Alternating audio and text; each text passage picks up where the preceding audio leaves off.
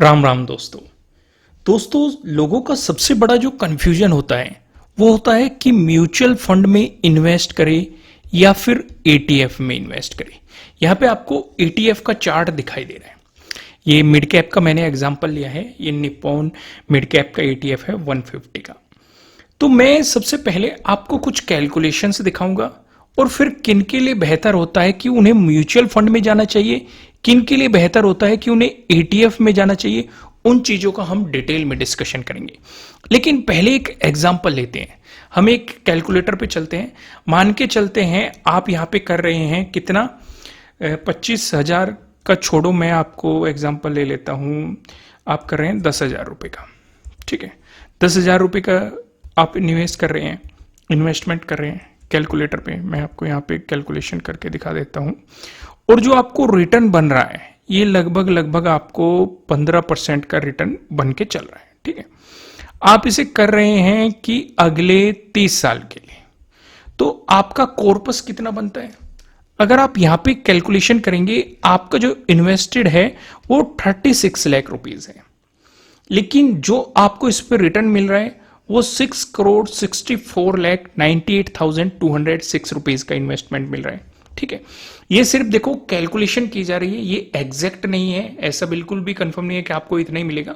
सिर्फ कैलकुलेशन को समझने की कोशिश करो। मैं आपको क्या समझाना चाह रहा हूं, 30 साल का एक लंबा टाइम लिया गया है और 15% का इन्वेस्टमेंट लिया गया, तो टोटल आपके पास होगा 7 करोड़ के अराउंड। लेकिन यहीं पे थोड़ी सी कंफ्यूजन हो जाती है। यहां पे अगर आप देखेंगे, आपने एक्सपेंस रेशो का नाम सुना होगा, मार्केट में सुना है कि नहीं? भाई जब म्यूचुअल फंड खरीदने जाते हैं तो आप सबसे पहले देखते हैं कि इसका एक्सपेंस रेशो क्या है। एग्जिट तो सेम ही रहता है, एग्जिट लोड अगर आप 1 साल से पहले एग्जिट करते हैं तो आपको वो तो कंफर्म होता ही है, वो तो आपको 1% देना ही पड़ता है। तो अब ये जो एक्सपेंस रेशो है ये किस खेत की मूली है? भाई एटीएफ का एक्सपेंस रेशो क्या होता है या म्यूचुअल फंड का एक्सपेंस रेशो क्या होता है? दोनों में डिफरेंस होता है। किसका ज्यादा है किसका कम है वो हम बाद में डिस्कशन करेंगे, लेकिन पहले मैं एक एक्सपेंस रेशो कैलकुलेटर पे आपको लेके चलता हूं।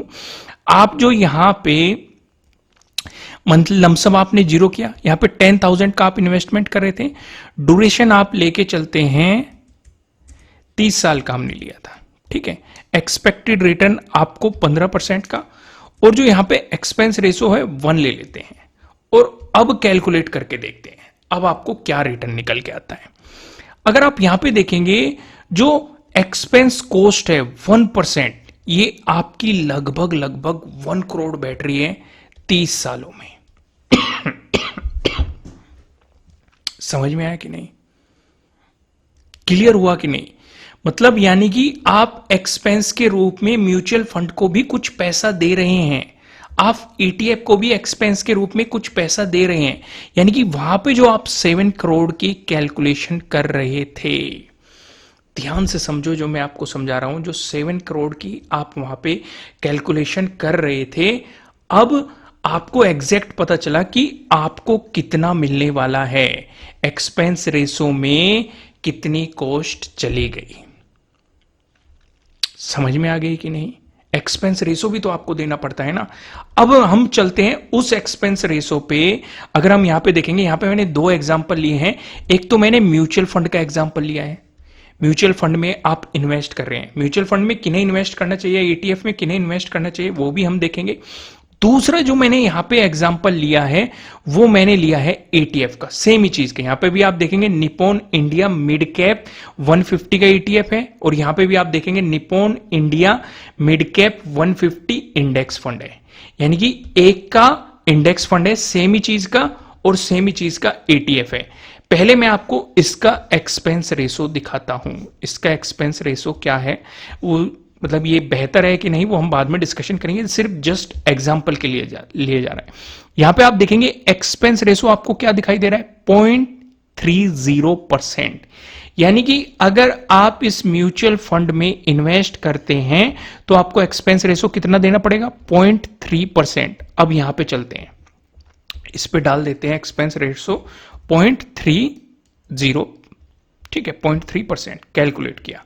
अब हमारे हाथ कितना लगेगा, 6 करोड़ 54 लाख, लेकिन एक्सपेंस में हमारा कितना चला गया 47 लाख, और जो कि एक बहुत बड़ी अमाउंट है।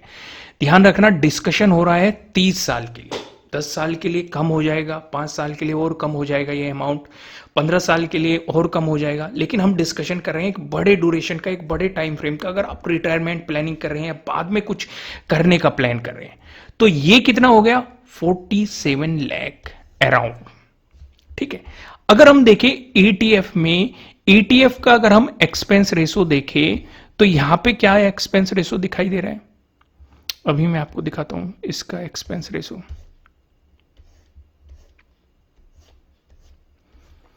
इसका भी एक्सपेंस रेशो हम देखते हैं कहां पे है, ये रहा एक्सपेंस रेशो 0.21।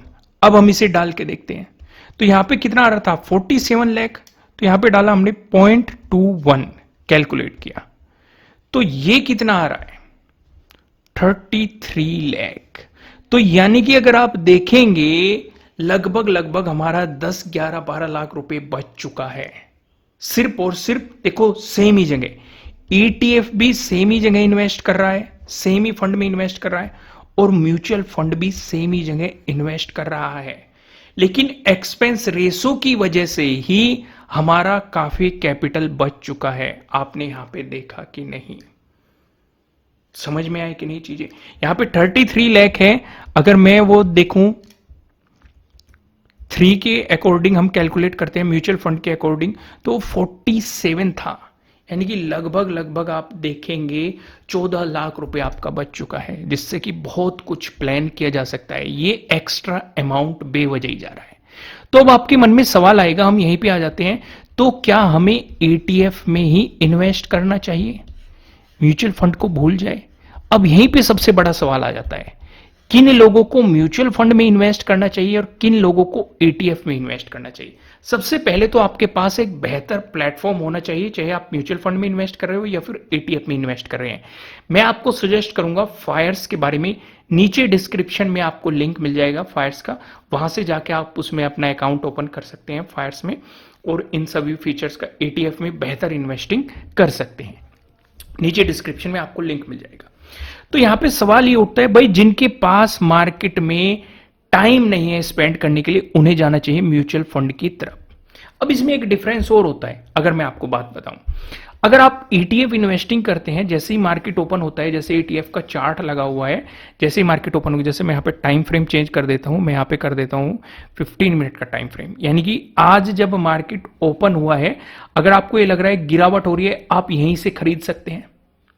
ठीक है, यहां पे आपने 223 रुपए पे परचेजिंग कर दी, ये कहां पे चला गया 226 रुपए पे, यानी कि 3 रुपए का आपको बेनिफिट यहीं के यहीं मिल गया। ईटीएफ में ये बेनिफिट होता है, आप लाइव मार्केट में इसे खरीद सकते हैं। लेकिन म्यूचुअल फंड में क्या होता है, म्यूचुअल फंड में आपको रात को जो एनएवी अलॉट होती है वो मिलती है। अगर म्यूचुअल फंड की एनएवी होती है, एग्जांपल ही ले लेते हैं, एनएवी आज डिसाइड होती, फिलहाल आप परचेज करना चाह रहे थे यहां पे 223 पे, लेकिन रात को म्यूचुअल फंड की एनएवी आई 226 पे, तो आपको यही मिलेगी। ईटीएफ में आप तुरंत परचेजिंग कर सकते हैं और 3 रुपए का बेनिफिट भी ले सकते हैं, पहला तरीका। दूसरा तरीका क्या होता है, म्यूचुअल फंड में क्या होता है, कई बार आपको अगले दिन की भी एनएवी अलॉट हो जाती है, यह भी एक तरीका होता है। तो अब यहां पे सवाल ये उठ जाता है, देखो ईटीएफ में वॉलेटिलिटी भी आपको देखने को मिल जाती है, कई बार आपको थोड़ा सा उसका भी ध्यान रखना पड़ेगा, लेकिन मैं आपको कुछ चीजों की तरफ फोकस करना चाहता हूं। अगर आपके पास टाइम नहीं है, बिल्कुल भी आपको जानकारी नहीं है, तो आपको म्यूचुअल फंड की तरफ जाना चाहिए। लेकिन अगर आप मार्केट में थोड़ी सी भी जानकारी रखते हैं तो आप ईटीएफ परचेजिंग कर सकते हैं। अगर आपको कुछ समय बिताते हुए मार्केट में हो गया, ईटीएफ क्या होता है, कैसे सर्च करता है, कैसे बाई करने पड़ता है, बिल्कुल शेयर की तरह या स्टॉक की तरह ही आप इन्हें बाई कर सकते हैं। ईटीएफ को लाइव मार्केट में खरीद भी सकते हैं, बेच भी सकते हैं, अगर आपके सामने खरीदार है तो। समझ में आ गई। दूसरा एक और स्ट्रेटजी है, आप म्यूचुअल फंड प्लस ईटीएफ भी कर सकते हैं। अगर आपकी म्यूचुअल फंड में एसआईपी चल रही है तो आप उसे कंटिन्यू रख सकते हैं, उसी के अकॉर्डिंग प्लान कर सकते हैं।